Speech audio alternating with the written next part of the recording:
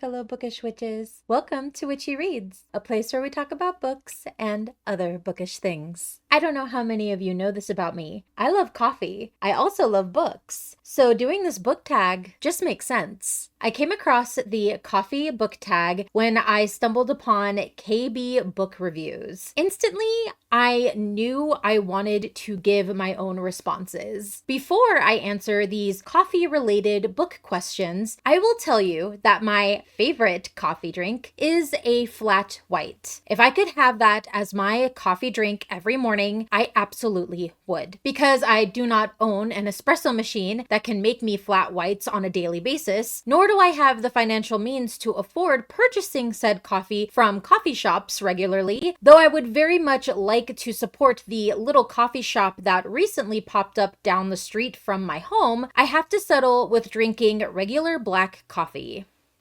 Sometimes with a splash of milk, but not today, and it is usually made with my single-serve coffee maker. My ultimate goal is to have enough money to buy the espresso machine of my dreams, but I'm always off from that. I do also have a fondness for vanilla-flavored coffee, cold brew, and iced Vietnamese coffee for those days where I just need a boost with the force of a rocket ship. Black. Name a series that's tough to get into, but has hardcore fans. The Empyrean series, Fourth Wing, and the like. This is not a diss on the series. I was just never jumping at the bit to get into it. And now that it has grown in popularity, it makes it even harder to want to pick up the series. Especially if you happen to admit amongst bookish company that you enjoy fantasy or love stories with dragons. This will likely be the first recommendation that you get, which makes it hard to maybe find different books in that same vein. If I'm wanting to read a fantasy with a love story with maybe dragons, I don't always necessarily want to be picking up Fourth Wing to do so. Now, this isn't necessarily the fans of the series' fault, but since it's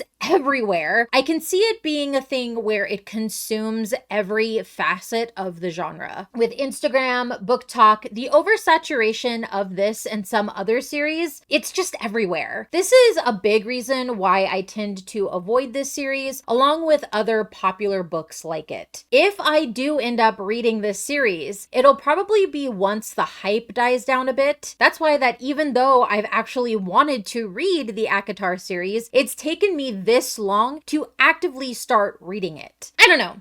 I genuinely feel that if I were to start reading Fourth Wing now, I wouldn't have a good time. I don't want that to be my experience if I do pick up the series. So I want to wait until those feelings subside and I'm in the right headspace. Even if I do end up not enjoying it, I can at least say I gave it a decent chance.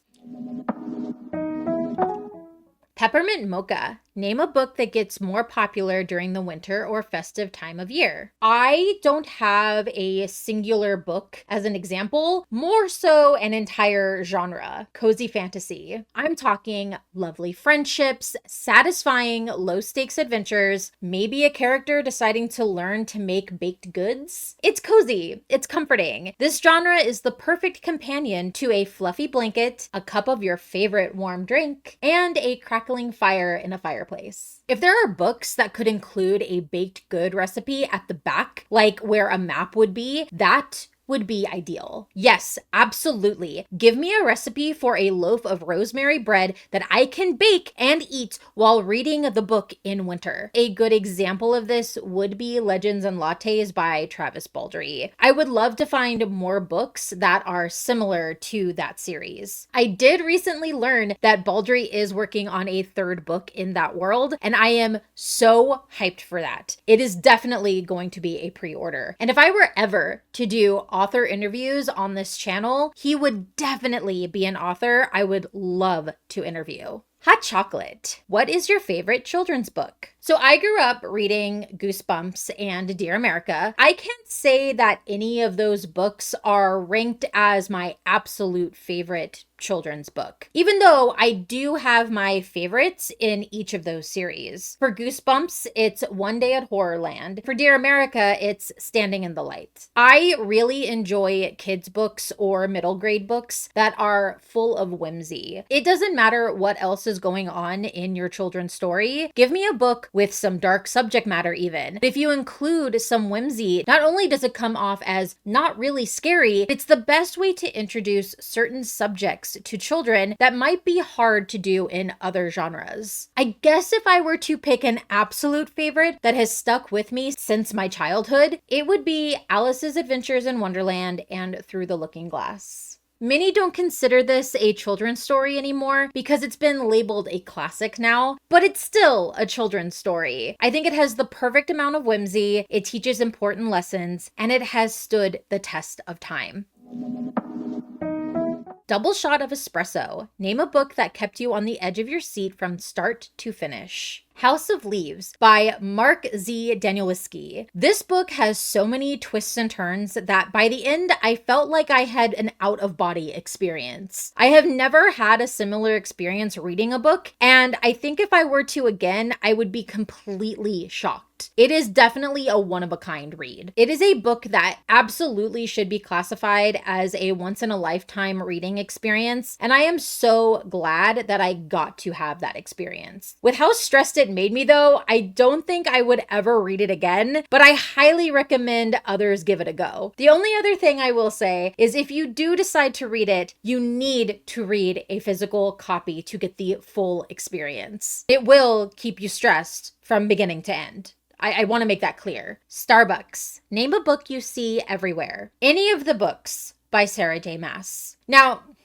this could be a situation where, because I am currently reading some of her books, I'm just seeing her everywhere. A case of the Baader-Meinhof phenomenon, or the frequency illusion. This isn't necessarily a problem, but there is only so much shelf space in bookstores, especially smaller ones. So while I'm happy that popular books get more people reading, I do wish that shelf space would be shared more with maybe lesser known titles. Maybe a circulation schedule to give other books a chance to be showcased. This is also a problem I see a lot on BookTok and even on BookTube, though I do think there are a few more books circulating there, especially since with the ebb and flow of popularity of certain things. However, once BookTok gets a hold of a book, they don't tend to let up for a long while. The big issue I have with this is that I wish certain books wouldn't get pushed to the forefront to the point of burning out certain demographics of readers. I also hate the idea of things becoming so popular that it's fun to hate on them. Not to say that I am going to sit there and judge you if you dislike a popular book. There have been plenty of popular books that I am not a fan of. But I feel like with the saturation of certain books, there is a kind of expectation to read the books, and a lot of people end up then hate reading them. And I'm just not a person where I would want to go into a reading experience expecting to hate a book. This is why I plan on avoiding Fourth Wing for a while. The Hipster Coffee Shop. Give a book by an indie author a shout out. Since I've started my channel, I've tried to incorporate more and more indie authors into my reading habit. While I have nothing against popular books, as I've mentioned previously, I do think there are so many hidden gems that are often overlooked, especially if they are by self-published or published by smaller presses. And since I don't want to necessarily label a favorite indie book that I have read, I want to just share a few of the indie reads that I've read since I began my channel that I absolutely recommend. Let the Woods Keep Our Bodies by E.M. Roy, The Penance of Valentine Cash by Rebcca Rook, The Last Scarecrow by Neil J. Hart. There are also some indie authors that I love that recently got picked up by traditional publishing. I just recently got into the Dungeon Crawler Carroll series by Matt Dinniman. Highly recommend that if you are into,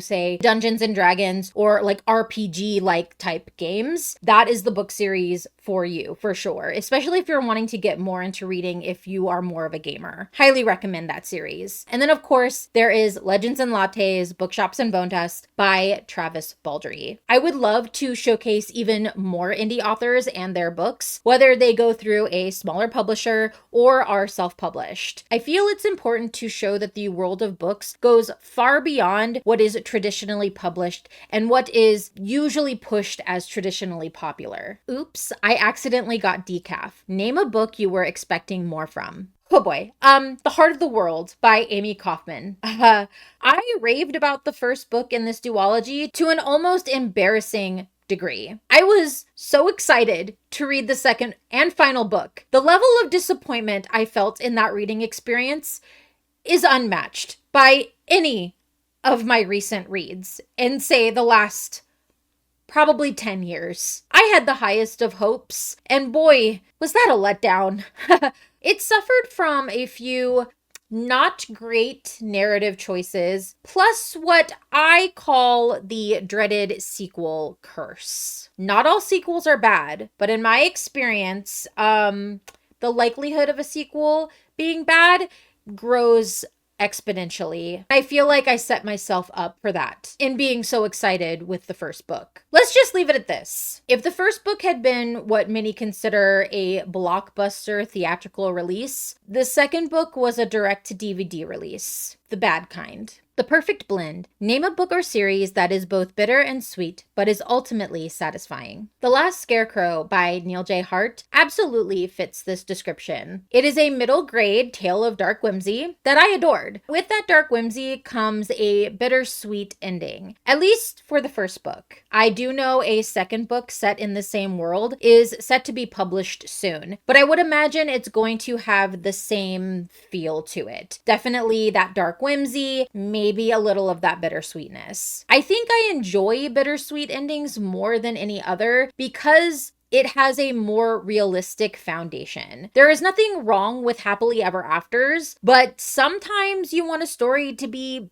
a little more grounded, a little bit more real. I realize that reading for a lot of people is escapism. Sometimes having that little bit of grounding in reality makes it more of an escape because it's based in some kind of reality. And I don't know, that's just how I feel when it comes to bittersweet endings and why I enjoy them. The Last Scarecrow is filled with fantastical elements, but the bittersweetness still fits with the tone of the story. I am very much looking forward to the next book.